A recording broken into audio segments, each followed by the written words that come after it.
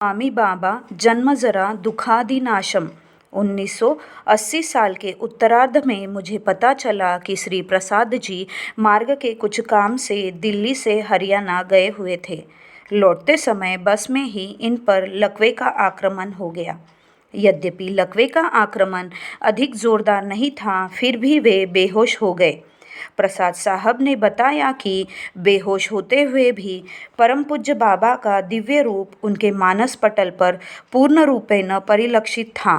यात्रा में इनके साथ आचार्य श्री भवेशानंद जी अवधूत भी थे और उन्होंने इनको संभाला। पूज्य बाबा की कृपा से किसी तरह इनको दिल्ली लाया गया और वहाँ के सबसे अच्छे अस्पताल में भर्ती करा दिया गया। इनकी देखभाल, दवा दारू तथा सेवा शुश्रूषा बहुत ही अच्छी ढंग से की गई। उसी रात इनकी बीमारी की सूचना परम पूज्य बाबा को कलकत्ते में दे दी गई। जब इनको होश आया तो सर्वप्रथम इन्होंने परम कृपालु बाबा को ही याद किया। क्यों न ऐसा हो, वे परम पूज्य बाबा के परम भक्त जो ठहरे। परम पूज्य बाबा की कृपा से इनको अस्पताल में अधिक दिन तक रहना नहीं पड़ा और वे धीरे धीरे स्वस्थ लाभ करने लगे। कुछ दिन बाद 25 अक्टूबर 80 को मुझे पूज्य बाबा का बॉटनिकल गार्डन देखने के लिए कलकत्ता जाना पड़ा। 2 दिन बाद वहाँ श्री प्रसाद जी के भी दर्शन हुए। पता चला परम कृपालु बाबा ने इन्हें दिल्ली से बुलवाया है। श्री प्रसाद जी ने भी इस बीमारी के बाद पूज्य बाबा के दर्शन नहीं किए थे। हम लोग एक साथ ही ठहरे हुए थे और पाया कि श्री प्रसाद जी में अब वह पुरानी चुस्ती तथा फुर्ती नहीं रही जो उनकी विशेषता थी। बढ़ती उम्र के साथ साथ लकवे के इस आघात ने उन्हें कुछ कमज़ोर कर दिया था और अब उन्हें एक सहारे की आवश्यकता अनुभव हो रही थी। यद्यपि पुरानी आदत के अनुसार उनमें हिम्मत अभी काफ़ी थी। जब तक हम लोग कलकत्ता में रहे, नित्य प्रति सुबह शाम मधुमालंच में जाते और परम पूज्य बाबा का दर्शन कर कृतार्थ होते। दर्शन के बाद जब पूज्य बाबा अपनी गाड़ी से टहलने जाते तो कई बार श्री प्रसाद जी को परम पूज्य बाबा के बगल में बैठे टहलने जाने का सौभाग्य प्राप्त हुआ। कलकत्ते में 1 सप्ताह तक रहने के बाद उन्होंने दिल्ली लौटने की तैयारी कर ली थी।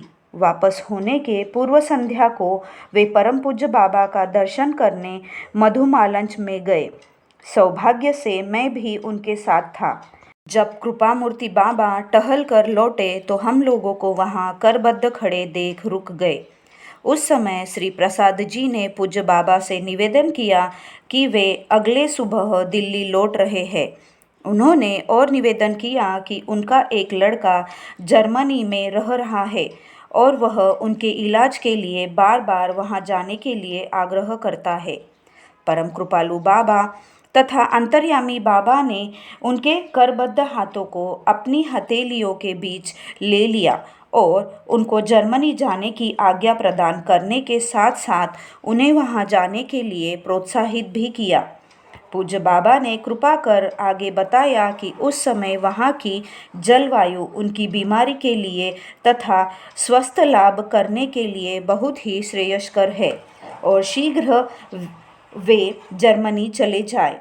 परम पूज्य बाबा जब तक श्री प्रसाद जी से बातें करते रहे, उनके दोनों हाथों को अपनी हथेलियों के बीच रखे रहे और बातें समाप्त होने के बाद ही भक्तवत्सल बाबा ने अपनी हथेलियों को खींचा। उस संध्या को पूज्य बाबा श्री प्रसाद जी से बड़े इत्मीनान से बातें कर रहे थे। उनसे बातें कर लेने के बाद भी बाबा जर्मनी के विषय में विस्तार से बहुत सी बातें बताते रहे। जब हम लोग मधुमालन से विश्ववंद बाबा का दर्शन कर लौट रहे थे तो मैंने श्री प्रसाद जी के चलने की गति में कुछ परिवर्तन पाया। वे बड़ी मस्ती में झूम झूम कर चल रहे थे। मैं उनके पीछे पीछे उनकी चाल को देखता हुआ चुपचाप चल रहा था। उनकी चाल और उनकी गति देख मुझे इनका 1947-48 साल का चलने फिरने का स्टाइल याद आ गया। कुछ देर तो मैं देखता रहा कि इनकी यह चाल बनावटी है या स्वाभाविक। पूज्य बाबा के दर्शन करने के लिए जाते समय की तथा इस समय की इनकी चाल और गति में कोई तालमेल ही नहीं था, परंतु जब मैंने उनकी चाल में स्वाभाविकता देखी तो मुझसे रहा नहीं गया और मैंने कहा ही कि प्रसाद साहब, ऐसा लगता है कि 1947-48 के आपके चलने का ढंग और तेज़ी फिर से लौट आई है। मेरी इस बात को सुन वे दिल खोलकर हंसे और कहने लगे कि भाई, मुझे भी कुछ ऐसा ही दिखता है। पता नहीं पूज्य बाबा ने क्या कर दिया कि अब मैं बिल्कुल स्वस्थ अनुभव कर रहा हूँ। मैंने कहा, भक्तवत्सल बाबा से आपका कष्ट देखा नहीं गया। आपके दोनों हाथों को अपने हथेलियों के बीच लगाकर 5 मिनट तक रख परम कृपालु बाबा ने आपके सभी कष्टों को दूर कर दिया। प्रसाद साहब ने भी मेरे कथन की स्वीकृति में हाँ कहा। अगले दिन सुबह की गाड़ी से वे दिल्ली के लिए रवाना हो गए। इनकी इस यात्रा में मैं भी उनके साथ पटना तक आया। सब प्रकार से संपन्न होते हुए और ऐशो आराम की ज़िंदगी व्यतीत करने वाले प्रसाद साहब आज सादगी और साधुता के प्रतीक बन गए हैं। परिवार में रहते हुए भी आज इनके जीवन की दिनचर्या एक सन्यासी की जैसे है। परम पूज्य बाबा तथा आदर्श के प्रति इनका अटूट विश्वास, श्रद्धा, भक्ति, निष्ठा और समर्पण सदा अनुकरणीय है। 1983 के जनवरी महीने में पता चला कि प्रसाद साहब इस असार संसार को छोड़ 5 जनवरी 1983 को 8 बजे संध्या में परम धाम को प्रस्थान कर गए। परम पूज्य बाबा से प्रार्थना है कि उनकी विदेही आत्मा को शाश्वती शांति एवं परमागति प्रदान करे।